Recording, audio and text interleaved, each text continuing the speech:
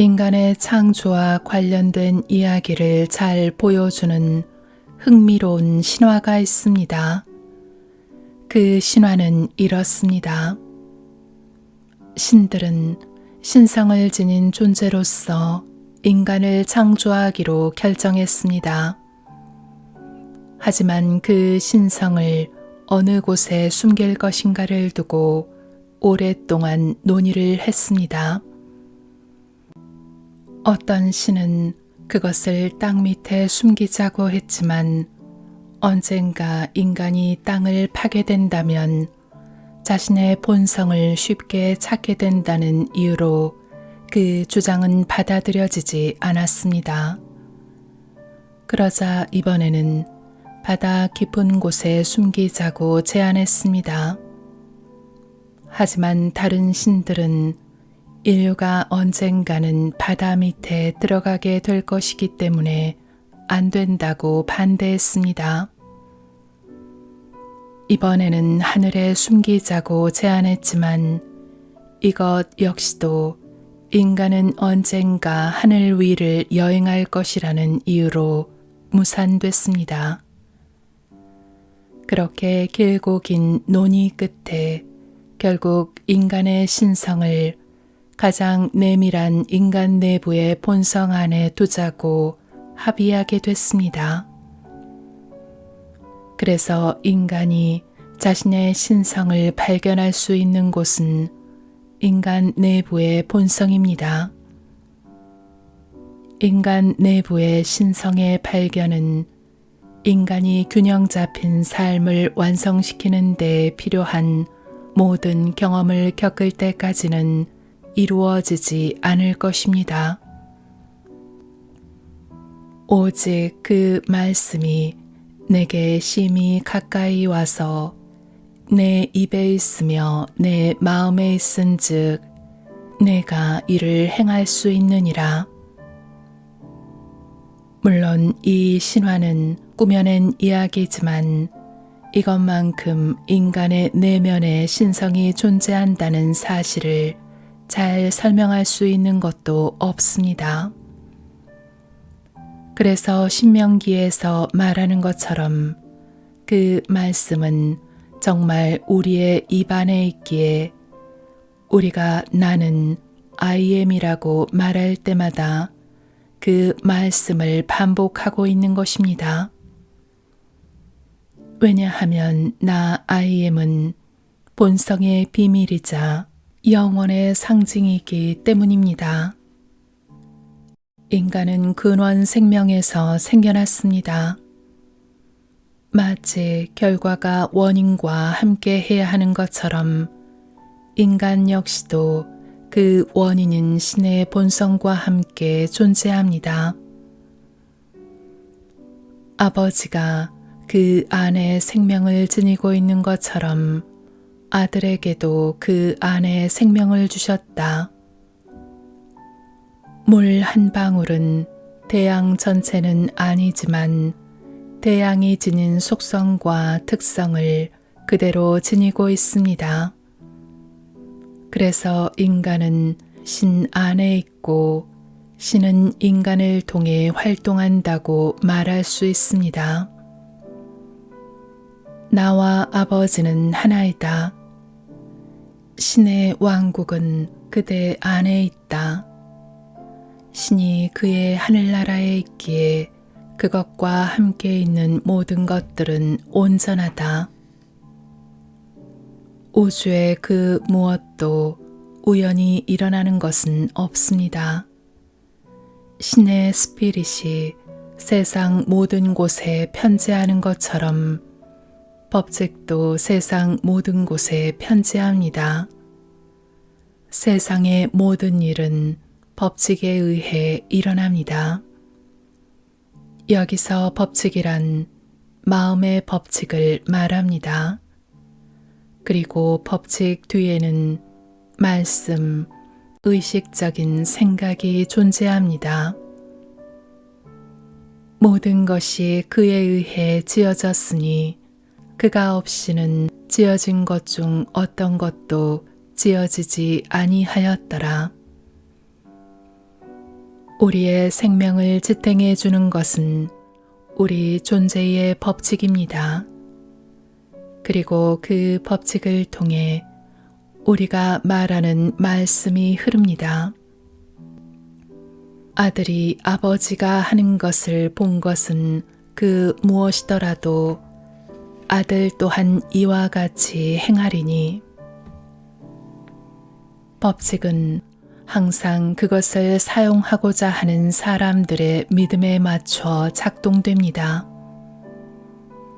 무한의 마음에 의해 우주가 돌아가고 있는 것처럼 인간의 삶은 인간의 마음에 의해 움직여지고 있습니다.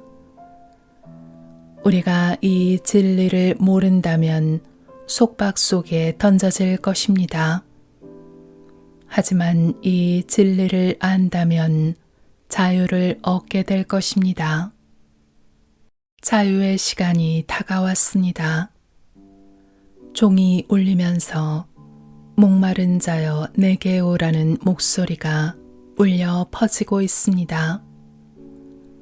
이제 우리는 우리의 본성과 우주의 본성을 보다 깊게 탐구하여 꿈도 꾸지 못했던 보물이 정말 있는지, 상상해 본 적도 없던 가능성이 정말 있는지, 사랑스러운 생각이 보다 위대한 근원 생명의 시야 안에서 우리에게 주었던 기회가 정말 있는지 직접 보시기 바랍니다.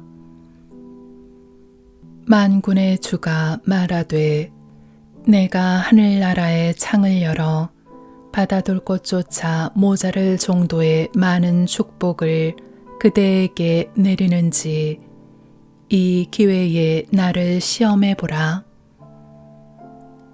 위의 가설을 받아들여서 다음의 실험을 직접 해보고 결과를 직접 체험해 보시기 바랍니다. 당신 삶의 여정에서 당신을 돕고 있는 무한한 권능이 존재하는 것처럼, 그래서 그것이 당신을 평화, 건강, 행복, 조화를 표현하도록 인도하고 있는 것처럼 대화하고 생각하고 행동해 보십시오. 이것은 정말 경이로운 실험이 될 것입니다. 그것은 확실히 해볼 만한 가치가 있습니다.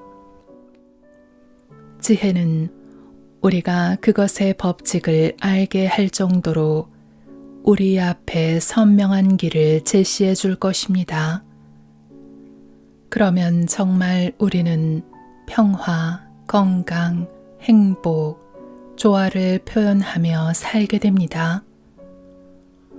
우리의 삶과 재산과 행복은 우리가 만일 먼저 법칙을 이해하고 그것을 사용하는 법을 배우게 된다면 우리의 뜻에 따라 우리의 손바닥 위에 있게 됩니다. 그대의 것을 다해 지혜를 얻으라. 이것은 오래된 이야기지만 지금 현재에도 그리고 영원히 적용되는 진리입니다. 인간의 현재의식의 마음은 인식하는 능력입니다. 그것은 신의 스피릿이 있기에 존재합니다. 신의 스피릿, 그것은 우리에게 의식을 지니게 해준 유일한 것입니다. 인간이 전체와 자신의 관계를 인식할 수 있는 것은 자아인식 마음이 있기 때문입니다. 만약 인간에게 자아를 인식하는 마음이란 것이 없다면 인간은 더 이상 인간으로서 존재할 수 없습니다. 그러면 확실히 신성도 아닐 것입니다.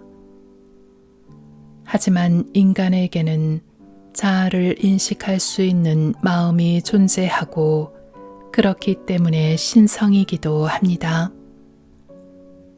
실체, 개성, 개개인성을 만드는 것은 자아인식 마음뿐입니다.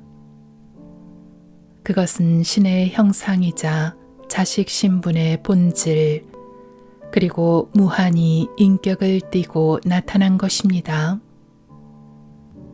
인간의 자아인식 마음은 실체를 인지하는 도구이자 진리를 인식하거나 깨닫는 도구입니다. 인간이 광의를 얻거나 영감을 얻거나 깨달음을 얻기 위해서는 이 자아인식 마음을 거쳐야만 합니다. 마찬가지로 비전이나 직관이나 계시와 같은 것도 인간의 자아인식 마음을 통해 나타납니다.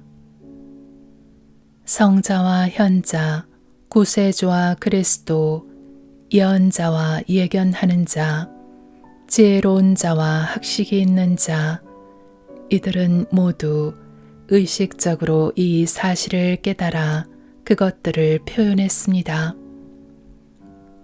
모든 자애와 자비의 행동들과 같은 인류의 모든 경험들은 인간의 자아인식 마음을 통해 스스로를 표현했습니다. 우리가 말하거나 생각하고 느끼거나 믿고 바라거나 열망하고 두려워하거나 의심하는 우리가 아는 모든 것은 자아인식 마음의 활동입니다. 우리가 지닌 주관적 기억들, 그리고 우리가 느낀 내면에 표현되지 않은 감정들도 오직 자아인식 마음을 통해서만 현실로 나타날 수 있습니다. 이렇게 의식적으로 인식하는 능력이 없다면 인간은 외부 세상에 표현되어 존재할 수 없을 것입니다. 그리고 우리는 결코 존재할 수 없을 것입니다. 인간의 자아인식 마음은 모든 생각과 행동과 활동을 통해 스스로를 나타내며, 그리고 그것은 진실로 인간이 개성적인 존재임을 유일하게 보증해 줍니다. 우리의 뜻대로 펼쳐낸 이런 광범위한 것들에도 불구하고 인간의 자아인식 마음이 그의 실체, 신, 진리, 전체에 대한 자각이 아닌 그 무엇이라고 가정한다는 것은 어리석은 일일 것입니다. 그것은 의식적인 측면에서 전체, 즉 신과의 하나됨이고 인간이 광활한 전체 안에서 신의식의 하나의 초점임을 보증해 주는 것입니다. 우리는 인간의 주관적인 마음, 잠재의식 안에서 법칙을 발견합니다. 그것은 스피릿의 말씀, 의식적인 생각을 따르고 있기에 스피릿을 따르는 종이라고 합니다.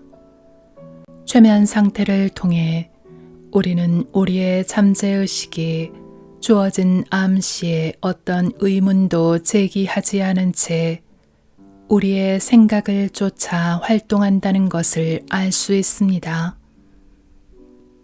주관적인 마음은 우리 존재의 마음의 법칙이고 우리 내부의 창조적 요인입니다.